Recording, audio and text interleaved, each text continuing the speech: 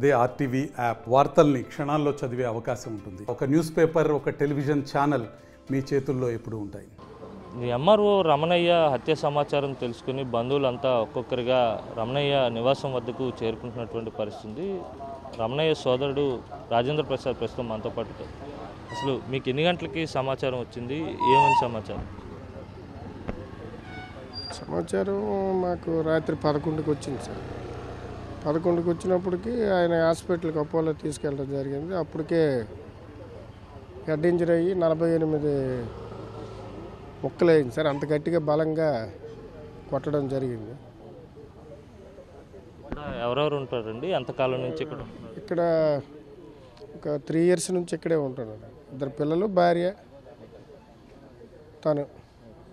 అంటే ఎప్పుడైనా వివాదాలు ఉన్నట్టు కానీ, ఏమైనా గొడవలు ఉన్నట్టు కానీ మీతో ఎప్పుడైనా, కుటుంబంతో ఎప్పుడైనా? ఏమనలేదండి. ఒక 10 days 15 days బ్యాక్ అయితే పని ఒత్తిడి ఎక్కువ ఉందని మాటల సందర్భంలో అనడం జరిగింది సార్. కానీ మరి మనము వాళ్ళకి రెగ్యులర్గా ఉండే ఒత్తిడే కదని మనము దాన్ని ఏమి పెద్దగా తీసుకోండి. అంటే మీ వదిన గారు కావచ్చు, ఎవరైనా గతంలో ఎప్పుడైనా ఇలా వచ్చి గొడవలు ఆడడం కానీ అలాంటి సందర్భాలు ఉన్నాయని? అసలు ఆయన ఎవరితో కాంట్రవర్సీ అది ఉండదు సార్. అది అంటే ఇప్పుడు ఇటీవల కాలంలో ట్రాన్స్ఫర్ అయినట్టుగా కూడా తెలుస్తుంది.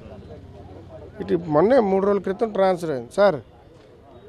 ఇది మొత్తం మీద అయితే మాత్రం ఆయనకు వివాదాలు ఏమీ లేవు. అంతా కూడా ఆయన చాలా సౌమ్యంగా ఉంటారు.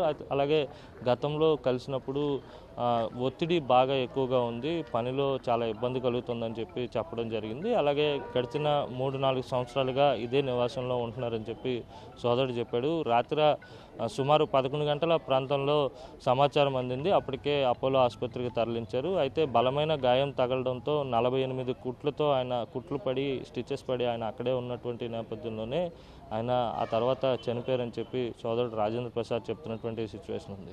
ఏదేమైనప్పటికీ కూడా ఎంఆర్ఓ రమణయ్య హత్య అనేది అత్యంత సంచలనంగా మారిందనే చెప్పాలి. రాష్ట్రమంతా ఉలిక్కి పడేలా చేసిందనే చెప్పాలి. ఇప్పటికే నిందితుల కోసం పోలీసుల గాలింపు అయితే ముమ్మరంగా కొనసాగుతున్నటువంటి పరిస్థితి. వీడియో జర్నలిస్ట్ అజయ్తో కలిసి అనిల్, ఆర్టీవీ, విశాఖ నుంచి. మరిన్ని వీడియోస్ కోసం ఛానల్ ని సబ్స్క్రైబ్ చేయండి. లేటెస్ట్ అప్డేట్స్ కోసం వాట్సాప్ ఛానల్ ని ఫాలో చేయండి. అండ్ లింక్ డిస్క్రిప్షన్ లో ఉంది.